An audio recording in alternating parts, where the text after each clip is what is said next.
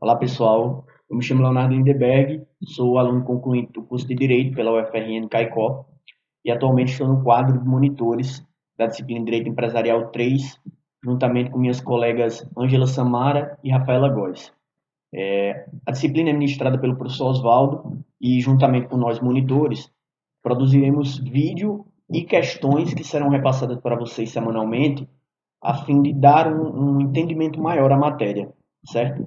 Fora as questões e o vídeo, nós também estaremos disponíveis para tirar dúvidas sempre que vocês necessitarem e for possível. Nessa primeira semana, eu fiquei imbuído da responsabilidade de passar para vocês um resumo sobre o regime jurídico do insolvente, certo?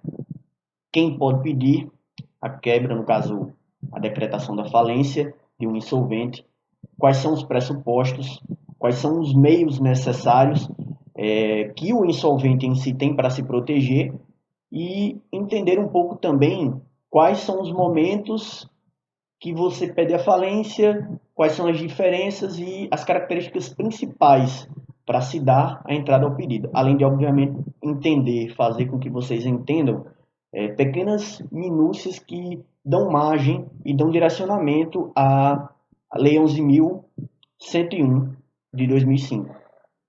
Antes de dar continuidade ao estudo da matéria, nós precisamos aqui distinguir e deixar fixado algo muito valioso para o entendimento geral do tema, que é quem é o devedor comum e quem é o empresário insolvente. Isso porque ambos estão em estado de insolvência, ou seja, não pagaram alguma obrigação que tinham ou deixaram, no geral, deixaram de adimplir com alguma obrigação que contraíram para si. Mas a questão toda é que um deles, enquanto insolvente, ele está imbuído da característica de ser um empresário, como a lei assim disciplina. Vamos aqui dar uma olhadinha no Código Civil, artigo 966. Considera-se empresário quem exerce profissionalmente atividade econômica organizada para a produção ou a circulação de bens ou de serviços. Essa distinção ela é importante porque o devedor comum, se insolvente fora do Estado ou fora de imbuir da característica de ser um empresário, ele não é parte legítima para ser chamado num processo de recuperação judicial ou decretação de falência. Somente o empresário no estado de insolvência que será chamado ou que será decretada a sua falência ou entrar num processo de recuperação judicial. Dada essa distinção, a gente passa a entender, então, quem é a parte passiva do processo. Então, quem é aquela parte que, devendo, pode ser iniciado o processo para averiguar os pressupostos da falência, que serão tratados mais adiante. Dada essa diferenciação, a gente passa a entender, então, que a insolvência empresarial ela é a situação em que o empresário, da sua atividade econômica, não consegue tirar rendimentos suficientes para prover todos os custos que os seus passivos demandam. E nessa situação, a gente encontra um princípio conhecido por princípio da solvabilidade jurídica, presente no artigo 391 do Código Civil, que diz basicamente o seguinte: o devedor responde pelo não cumprimento das suas obrigações com os seus bens. Veja bem, o empresário devedor ou empresário insolvente, dentro da sua atividade, ele contraiu obrigações as quais não teve como adimplir, porque a sua atividade não gera lucro suficiente para arcar com aquele custo. Não tendo lucro suficiente para arcar com aquele custo, o empresário se torna insolvente. E por isso este passa a ter a possibilidade de ser chamado a uma decretação de falência, a um processo de recuperação judicial. E aí respondendo com os seus bens, certo? Dependendo de qual for a situação, se for recuperação judicial, se for falência, ele responderá com seus bens ou não, porque a recuperação judicial pode chegar a uma situação em que consegue adequar a dívida e manter o negócio funcionando. Porque sempre é preferível que a recuperação seja feita para que aquela atividade ela não seja simplesmente extinta e para que um serviço da sociedade ele não desapareça. Dada essa diferença, passaremos agora a tratar sobre especificidades da Lei 11.101. A primeira especificidade diz respeito quanto aos pressupostos que embasam o pedido de decretação falimentar. São três, estão presentes no artigo 94 e funcionam de modo alternativo. O primeiro deles é a impontualidade da obrigação, de uma obrigação. Basicamente, o empresário insolvente adquire para si uma dívida e, quanto a ela, se tornou inadimplente. O credor ele pode pedir a decretação da falência, pode pedir a abertura do processo de falência, alegando que, quanto a esta obrigação, o empresário é insolvente. Essa obrigação, ela para valer quanto ao argumento de impontualidade da obrigação, tem que ser uma obrigação líquida e acima do valor mínimo fixado em lei como piso de 40 salários mínimos. O segundo pressuposto trata sobre a execução frustrada. E aqui, já de antemão, nós estabelecemos uma diferença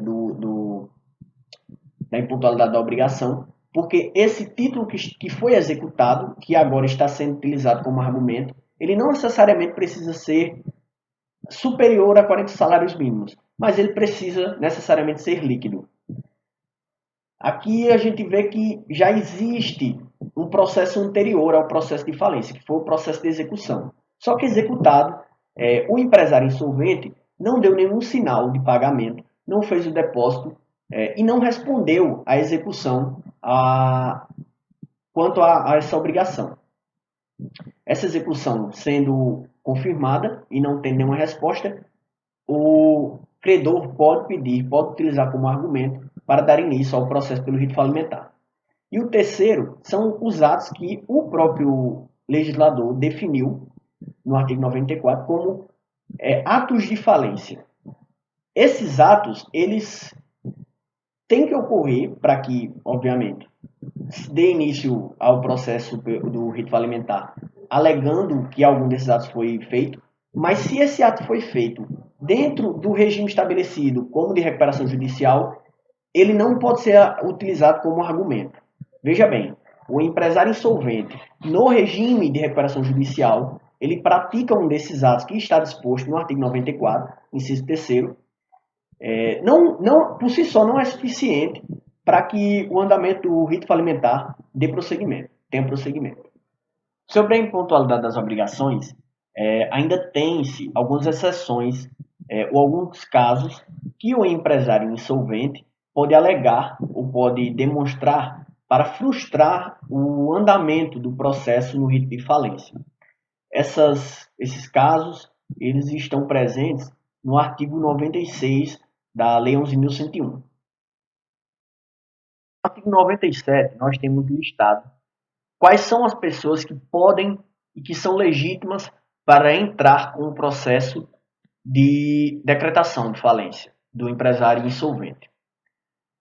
Basicamente, o próprio devedor, um cônjuge sobrevivente, herdeiro ou inventariante, um acionista da empresa ao qual o empresário devedor faz parte e é sócio, ou qualquer dos credores.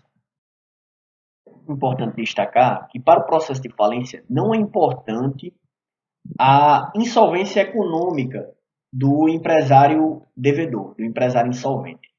Isso porque a insolvência econômica, diferente da insolvência jurídica, ela presume, pressupõe e exige, ao mesmo tempo, que se prove que aquele empresário está passando por situação de incapacidade de quitar seus débitos, que os seus passivos são maiores do que os seus ativos. A insolvência econômica não é importante para a Lei 11.101. O que é importante para a Lei 11.101 é a insolvência jurídica da parte passiva. A insolvência jurídica é necessariamente a prática ou o acontecimento de um dos pressupostos disciplinados no artigo 94. Vamos dar um exemplo aqui. Uma empresa mundialmente conhecida e que abertamente dá lucros, ela pode ser considerada insolvente perante a legislação se pratica um dos atos existentes e listados no artigo 94. Mesmo que mundialmente e seja conhecido que a empresa ela é capaz de quitar aquela dívida, se acontece algum daqueles atos, ela é presumida pela legislação como uma empresa falimentar. A insolvência econômica, por outro lado, não. Não é necessário a parte ativa, quem dar início ao processo, comprovar que aquela empresa não tem condições de arcar com aquele débito. Mas se conseguir apenas demonstrar que um dos atos previstos no artigo 94, eles foram feitos pela empresa, mesmo que ela tenha condições de arcar com a dívida, ela é considerada uma empresa que praticou atos falimentares. E isso pode ser suficiente, isso é suficiente, na realidade, para dar início ao processo pelo rito falimentar. O artigo 98, ele disciplina como prazo para apresentação de contestação por parte do empresário insolvente um limite de até 10 dias a contar da data que foi citado. Então, veja bem, o empresário insolvente em sendo citado tem a contar daquele dia 10 dias à frente para apresentar uma contestação. Mas o importante que tem no artigo 98 não é o seu corpo principal, mas sim um parágrafo único. Parágrafo único que trata sobre a hipótese conhecida como depósito elisivo. É um depósito feito pela parte insolvente, o empresário insolvente no caso, citado em um processo de decretação de falência, que contém o valor exato do que está sendo discutido, acrescido dos seus valores necessários como correção monetária ou juros. Em feito a contestação junto com o depósito elisivo, o insolvente, o empresário insolvente, tem a garantia de que aquele processo não decretará a falência de sua empresa. Porém, o depósito elisivo não pode ser utilizado como argumento para frustrar a continuidade do processo de decretação de falência. Por si só, o processo continua, mas na fase final, no julgamento, vendo que existe o depósito judicial feito, o juiz simplesmente ignora a decretação de falência, levanta o valor e dá por encerrado o processo. Agora, uma coisa importante. Essa possibilidade do depósito elisivo, ela só ocorre nos casos de processo aberto sobre o argumento do inciso 1º e 2º ou 2º do artigo 94. Então, se o processo foi aberto sobre a justificativa de impontualidade obrigacional ou sobre o argumento de execução frustrada.